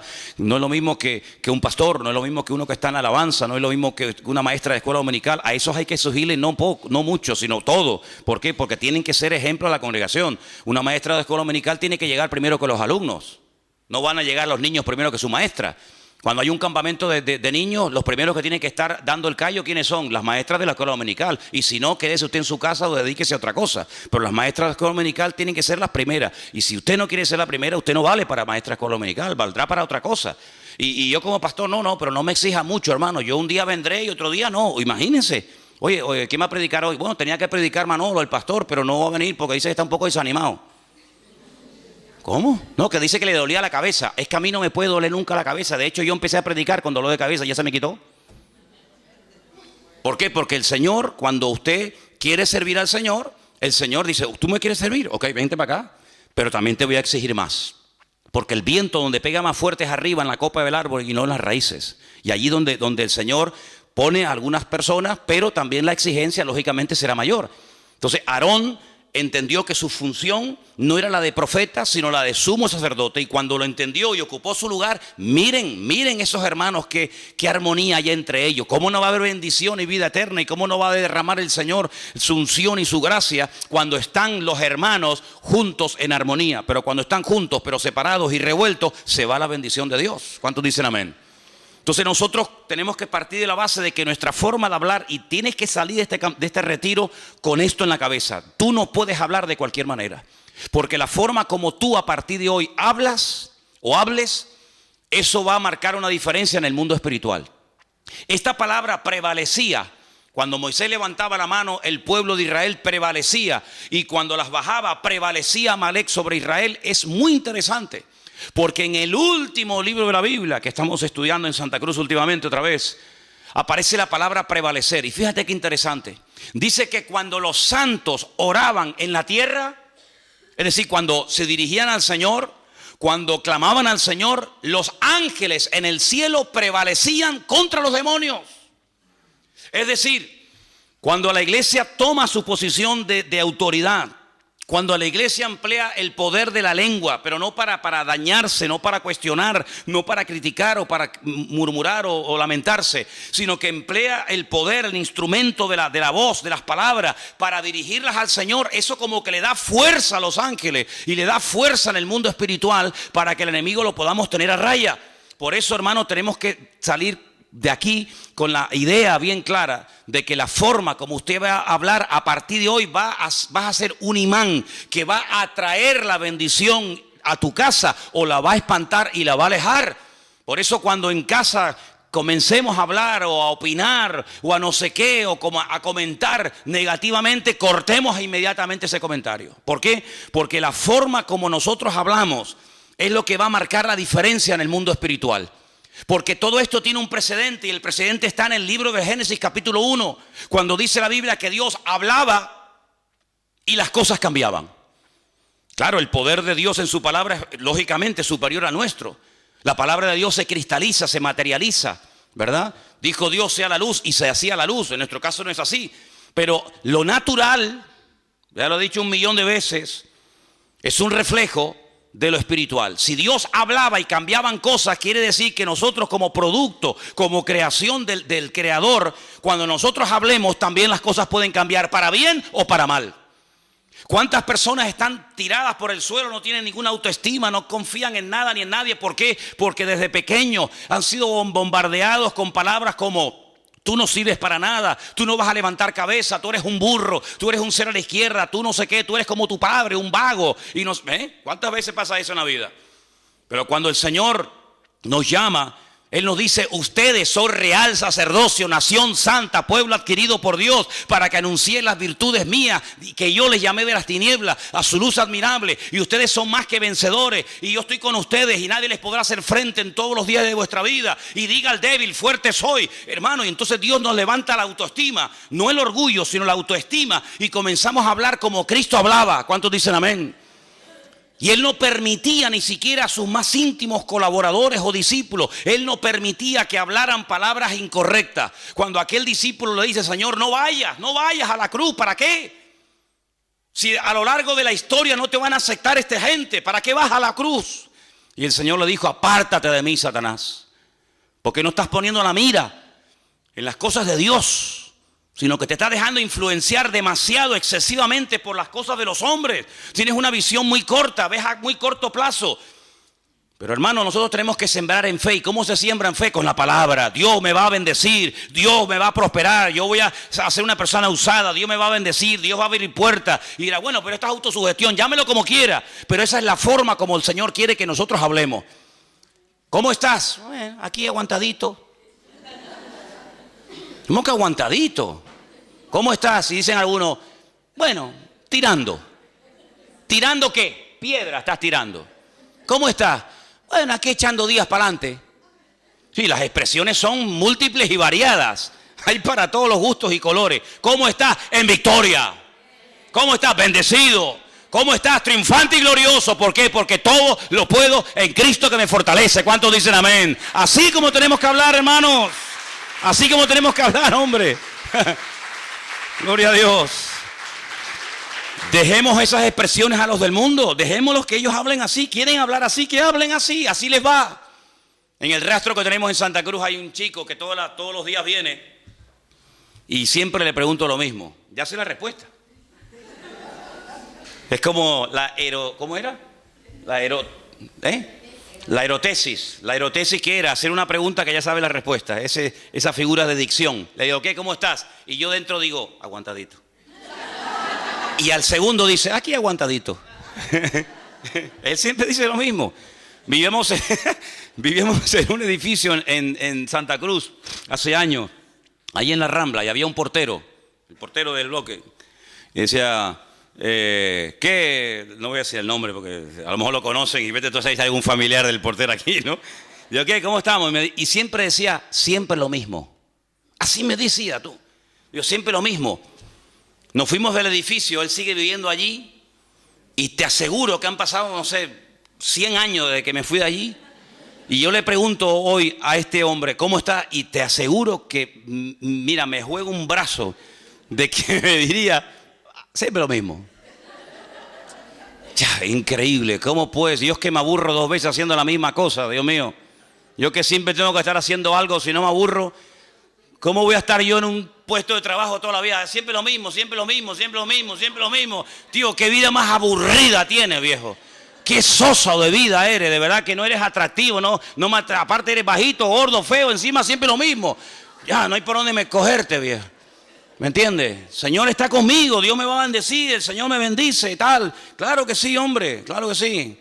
Y esa es la forma como podemos hablar. Y el enemigo, cuando oye a un tipo hablando así, el enemigo dice: agüita con este, vamos para allá. Porque con este no me meto, claro. ¿Me entiendes? Y eso no tiene nada que ver con la edad, no tiene nada que ver con la cultura. No, es que los suecos somos así, los españoles. No, olvídate de eso, no, ni suecos, ni alemanes, ni vaina. Somos cristianos, somos hijos de Dios. Y como hijos de Dios, el diablo tiene que tenernos miedo a nosotros.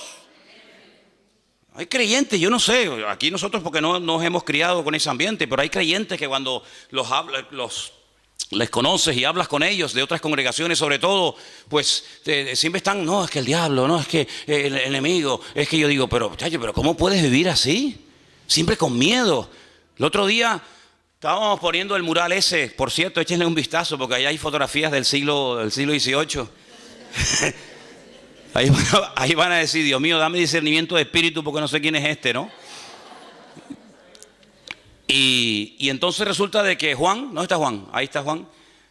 No sé cómo fue, yo pensaba, ven esos chorretes que hay por ahí del óxido de la canaleta. Pues dice, no, esto es de, ¿cómo me dijo? Del aceite o no sé qué cosa. Digo, ¿cómo del aceite, Juan? Si esto es de la lluvia que cae arriba y está oxidada la canaleta, hay que cambiarla. Dice, no, esto es de aceite. Digo, ¿cómo? Digo, mira. Y me dice, mira para acá. Y le digo, ay, mira. Mire lo que hay aquí. Además, fíjate, hace así.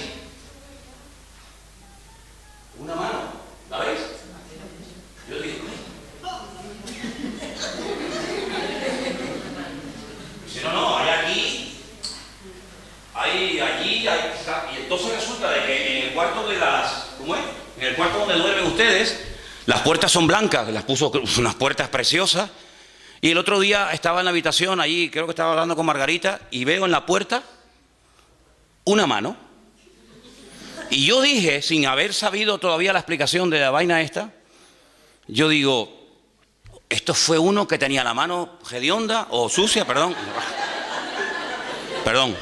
ya. Como estamos de retiro, tengo mentalidad de retiro en vez de pastor ahora mismo, ¿no? Y entonces le digo, esto fue uno que tenía la mano sucia y la puse aquí. Y ya me iba yo a buscar un trapo para limpiarle y me dice Juan, dice, no, es que aquí, cuando esto a veces lo prestamos o lo alquilamos a algunas iglesias y entonces resulta que no se les ocurrió otra cosa, por ahí hay más manos, ya verá, ahora van a ver manos por todos lados. Y dice, no, vinieron aquí unos hermanos y no se les ocurre otra cosa que meter las manos en aceite y ponerse por todas las paredes, ungiendo y bendiciendo las paredes. Y yo digo, ungiendo las paredes. ¿Cómo que ungiendo las paredes?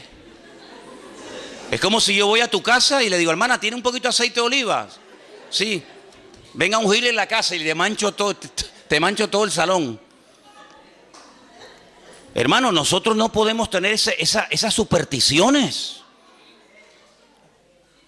Yo me acuerdo hace años había aquí un matrimonio en el Toscal, que fuimos un día a su casa y lo veo con un bote de aceite ungiendo la jaula del canario. Mi madre, no les digo mentira, era verdad.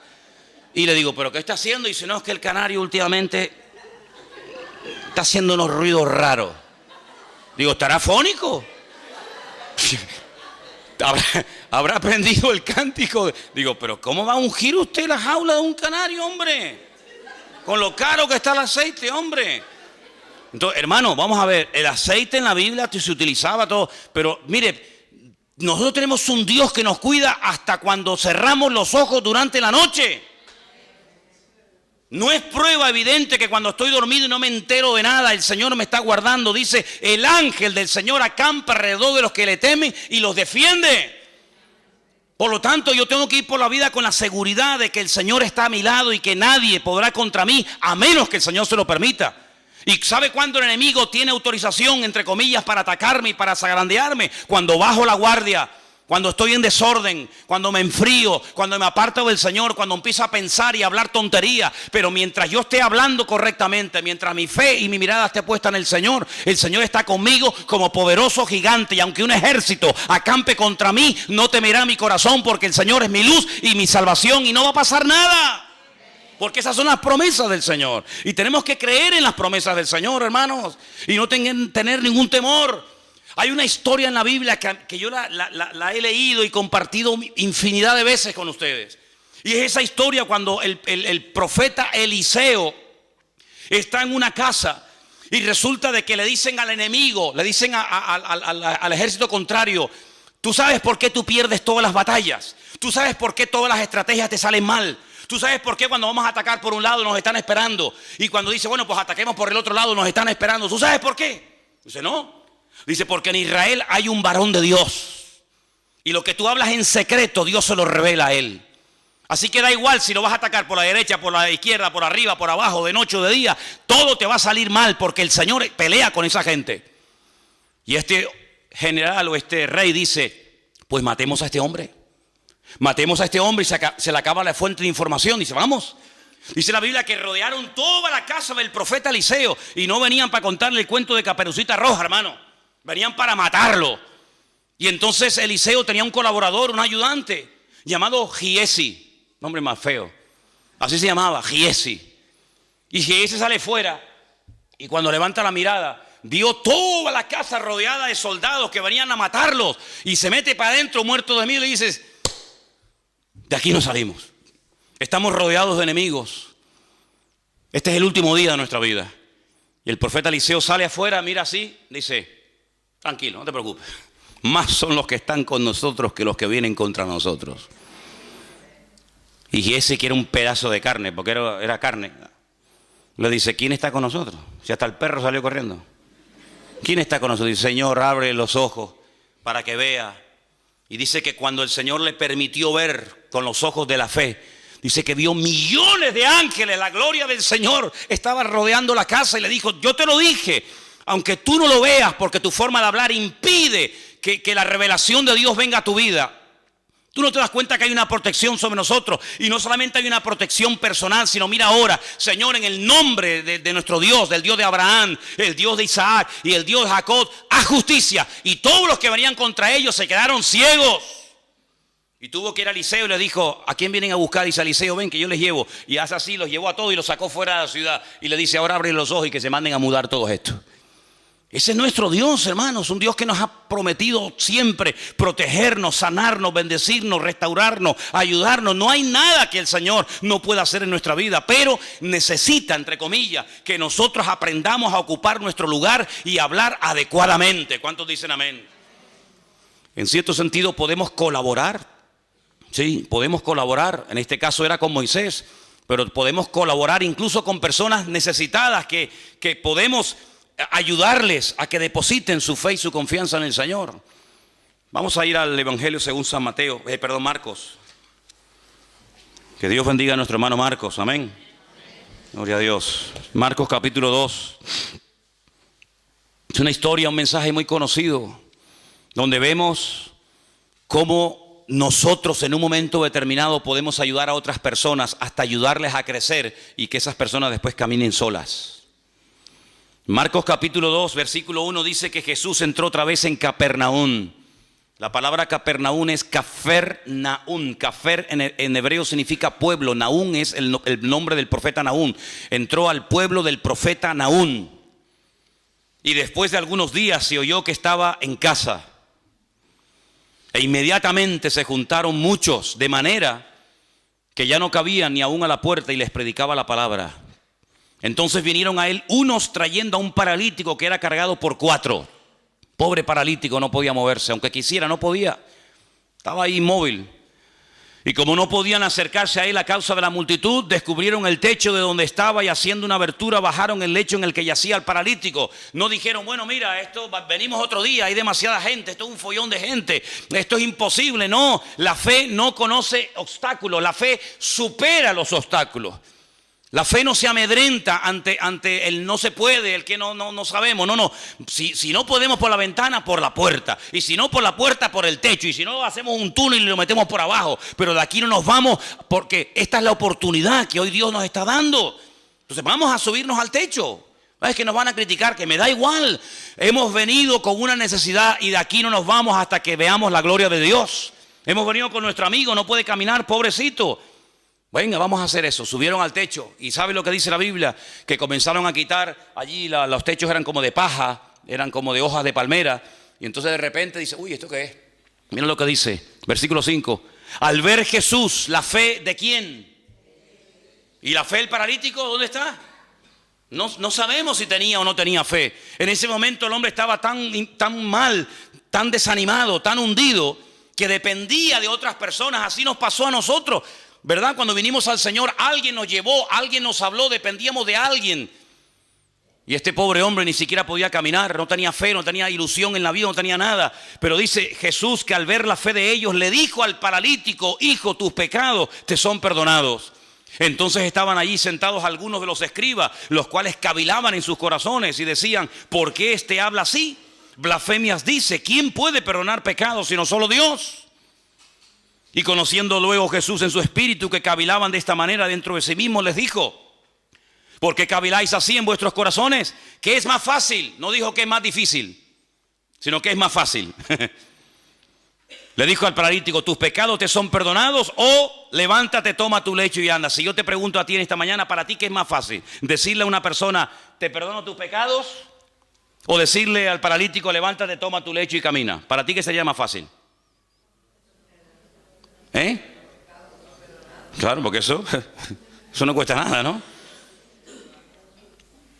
Pero para el Señor no hay nada difícil. Él no emplea la palabra difícil. Dice que es más fácil. ¿Cómo que es más fácil? Sí, para mí es igual. Me da igual resucitar un muerto, que calmar una tempestad, que echar fuera 2000 demonios, que levantar a un paralítico. Me da igual. Para mí todo es fácil. Yo no tengo ningún problema. Lo difícil lo ponen ustedes. Entonces dice la Biblia que le dice al paralítico más adelante: levántate, toma tu lecho y anda. Y ese hombre que vino cargado por 4 personas, que no dependía de sí mismo, sino de la ayuda externa de otros amigos, se marchó caminando. Entonces eso es lo que ha ocurrido en nuestra vida, y eso es lo que tiene que ocurrir. Venimos al Señor con necesidades, venimos al Señor con dudas, venimos al Señor con problemas, con traumas, con ataduras, con lo que tú quieras. Y alguien nos habló del Señor, alguien nos invitó a la iglesia, alguien nos testificó, alguien nos sembró la semilla, la palabra. Y venimos pues así, sin poder movernos, atados con un montón de historias. Pero llega un momento en el que el Señor nos desata, nos libera, nos resucita, nos da vida otra vez, y podemos caminar. Y ahora ese ya no tenía que volver a usar la camilla, porque eso fue una parte del pasado. Ahora él iba por las calles diciendo: yo estaba un día paralítico y ahora puedo caminar y puedo ayudar a otras personas. Y eso es lo que tiene que ocurrir en nuestra vida. Darnos cuenta de que a lo mejor tenemos que ayudar a una hermana y decirle: mira, hermano, así no se habla, ¿sabes? No, así no se habla, mijo. ¿Cómo te voy a preguntar yo a ti todos los días cómo estás? Y tú dices: aquí aguantadito. No, aquí no se habla así, ¿sabes? Aquí aguantadito no hay nadie. Se tiene que hablar victoriosamente. Ah, vale, aprendido. ¿Y cómo está? Ay, ahí me duele aquí, me duele aquí, me duele allá, me duele por allá. No, yo no te estoy preguntando qué es lo que te duele, te estoy preguntando cómo estás. Ah, perdón. Y aunque te duela, no vamos a contar nuestras tragedias, sino vamos a contar nuestras victorias. Porque las tragedias se quedan en casa, pero las victorias hay que compartirlas. Cuando el Señor tenía problemas, ¿a dónde se iba? A la intimidad, a orar al Padre. Y cuando le llamaban, salía porque lo estaban llamando, no al revés. ¿Te das cuenta? Entonces, amados hermanos, con estas historias, con estos capítulos, estos pasajes que hemos leído en estos días, estamos viendo algo muy importante. El enemigo siempre estará ahí a la puerta, al acecho. Dice, como león. Dicen, en una iglesia de los gitanos que una vez fui, decían: cuidado, hermano, porque el león, el diablo está como león crujiente. Crujiente, hermano. Y todo el mundo se ríe. Dice: sí, no se rían, está crujiente. Digo: sí, crujiente estás tú, ¿viste? Crujiente como león crujiente, ves, rugiente. Bueno. Pero ¿saben una cosa, queridos hermanos? El enemigo siempre ha estado ahí. El enemigo tiene más años que la iglesia. El diablo tiene más años que todos y cada uno de nosotros. Pero el Señor dice en la Biblia que lo ha vencido. Lo ha derrotado una vez y para siempre. Entonces, ¿por qué está suelto? ¿Por qué sigue tentándonos? ¿Por qué sigue complicándole la vida a las naciones? ¿Por qué sigue hurtando, matando y destruyendo? Porque es un condenado a muerte que está gozando temporalmente de libertad condicional. Estás condenado, pero te dejo un poquito de cuerda. Y como es un ser tan maligno y tan perverso que nunca va a cambiar, porque no quiere cambiar, todavía sigue haciendo de las suyas, pero ya no tiene ningún poder ni tiene ninguna autoridad sobre tu vida. Es decir, que ahora el Señor dentro de ti y contigo te da la fuerza y la capacidad para decirle: ahí te quedas quieto y ya no me vas a molestar nunca más. Y a partir de ahora el que me vas a tener miedo eres tú a mí, y ándate con ojo que te voy a dar una que te vas a enterar. Así de claro, amigo. Ahora, no, es que el diablo me tentó, es que el diablo me atacó, es que el diablo no sé qué. Y el diablo dice: venga, sigue. Aquel amigo que tenía yo que le dije: mira, mijo, o tú cambias o yo te cambio como sea. Veía pasar una gaviota. En Galicia hay millones de gaviotas, hermano. Veía pasar una gaviota y decía, ¿qué me quieres decir, Señor? Te va a decir, Señor, te da una gaviota, viejo. Se le caía la cuchara. Cuchara, cu. Alguien está hablando de mí. Pues tú no puedes ir así por la vida, hermano. Cuchara, tenedor, y el día que se te caiga la plancha, ¿qué dice? No, aquí está la palabra. Y aquí está lo que el Señor quiere decirte a tu vida. Si tú te agarras al Señor y por la mañana, a ver, ¿qué me tienes que decir, Señor? Antes de poner el WhatsApp, a ver cuántos WhatsApp tengo. No, 27. Como coges el WhatsApp de pero te vuelve loco. Apágalo un momentito. Señor, ¿qué me quieres decir? Y te levantas por la mañana y dice, nadie te podrá hacer frente en todos los días de tu vida. Yo, chiquito día voy a tener hoy. Chiquito día voy a tener hoy. Te levantas por la mañana, no tengo trabajo, a ver, vamos a poder, no, podemos salir yo con otro, no me interesa, acá vamos a poner aquí, el Señor y mi pastor, nada me faltará, gloria a Dios, hoy voy a tener un día victorioso. Si tú te acostumbras a romper esos hábitos de miseria y comienzas a sembrar fe y comienzas a vivir en fe, vas a comenzar a vivir diferente. ¿Sabes por qué? Porque tienes un Dios diferente, tienes el Dios todopoderoso, el Señor de señores y el Rey de reyes. Y hoy no termina el retiro, hoy empieza. Hoy no termina, hoy empieza en tu vida el resultado de lo que aquí se ha enseñado. Porque de nada sirve haber estado aquí, gloria a Dios, aleluya, ¿verdad? Si después volvemos otra vez a igualar. No, hoy empieza el retiro. Para mí hoy termina, yo hoy terminé, ya se acabó. Bueno, me queda todavía la de la tarde. Pero el retiro empieza hoy para ti. Cuando llegues a tu casa, tus hijos, tu esposa, tu marido, tus hermanos te tienen que oír hablar y vivir de una forma diferente. Porque el Señor nos va a llevar de victoria en victoria y de gloria en gloria. Pero te va a llevar si tú quieres ser llevado por ese camino. Vamos a orar en esta mañana, hermano. Cierra tus ojos donde estás. Bendito sea el Señor. Ahí donde tú estás, tienes hoy que decirle al Señor con tus propias palabras: yo hago pacto contigo, Señor. Yo me comprometo delante de ti, Señor, en esta mañana a hablar diferente, a comportarme de una forma diferente. Yo me comprometo, Señor, a partir de hoy a no quejarme, a no lamentarme, a darte gracias a Dios hasta por la almohada que uso para dormir, Señor. El poder estar aquí en esta mañana es un privilegio, pero es una responsabilidad también, porque el conocimiento nos compromete. Y también queremos aprovechar este momento, que estamos todos aquí tranquilos y en oración, para orar por José Gregorio, Nuria, por el papá de José Gregorio que está en el hospital, nuestro hermano Nicasio, y también por Gabriela, que se encuentra ingresada desde el día de ayer. Queremos orar ahora por ella. Por favor, vamos a unirnos en oración, vamos a orar, pedir la bendición de Dios para estas vidas. Aleluya. Nuestra vida está en las manos de Dios. Y ni una hoja de un árbol se cae sin permiso del eterno Dios. Por lo tanto, todo lo cuanto acontece en nuestra vida, si le amamos y le obedecemos y vivimos en orden y en santidad, todo ayuda para bien, todo. No tengo miedo ni a lo que viene, ni a lo que va, ni a lo que dicen, ni a lo que no dicen, porque el Señor tiene el control 100% de mi vida. Pero para que esto fluya, para que fluya la bendición, para que fluya el toque del Señor en mi vida, yo tengo que estar alineado 100% con Dios, en línea con Él, sin apartarme ni a diestra ni a siniestra. Y por eso en esta mañana nos unimos contigo, nos alineamos contigo, Señor. Y desde aquí bendecimos a Gabriela en el hospital ahora mismo, Señor. Sé tú con ella, Padre. Sé tú con ella, Padre. Que sienta tu presencia, tu caricia sobre su vida ahora mismo, Dios mío. Oramos por nuestro hermano Nicasio. Tócalo, Dios, allí en el hospital donde él se encuentra, Padre. Él te ha servido durante muchos años de su vida.